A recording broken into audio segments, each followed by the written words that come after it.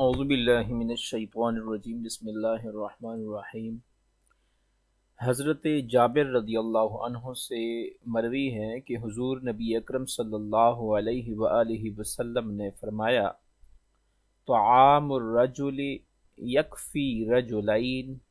وطعام رجلین یکفی اربع وطعام اربعۃ یکفی ثمانیہ۔ صحیح مسلم کی حدیث ہے کہ ایک آدمی کا کھانا دو آدمیوں کے لیے کافی ہے، دو آدمیوں کا کھانا چار کے لیے کافی ہوتا ہے، اور چار کا کھانا 8 کے لیے کافی ہوتا ہے۔ اجتماعی افطاری میں یہ فلسفہ پنہاں ہے کہ اس سے شخصی اور طبقاتی امتیاز ختم ہو جاتا ہے، آپس میں پیار، محبت اور ایثار و قربانی کی فضا پیدا ہوتی ہے، اور روزہ دار کی افطاری کروانے سے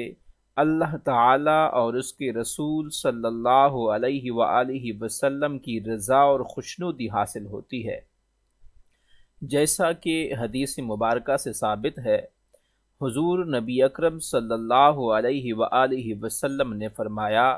رمضان ایسا مہینہ ہے جس میں رزق بڑھا دیا جاتا ہے،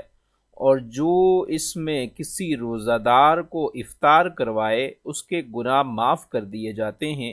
اس کی گردن آگ سے آزاد کر دی جاتی ہے، اس کو بھی روزہ دار جتنا ثواب ملتا ہے، اور اس سے روزہ دار کے ثواب میں کوئی کمی نہیں ہوتی۔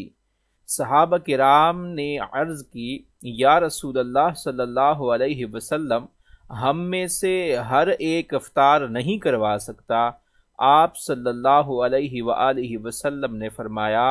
اللہ تعالیٰ اس شخص کو بھی یہ ثواب عطا فرماتا ہے جو ایک گھونٹ دودھ یا کھجور یا ایک گھونٹ پانی سے بھی کسی کا افطار کرواتا ہے۔ اس صحیح ابن خزیمہ کی حدیث مبارکہ ہے۔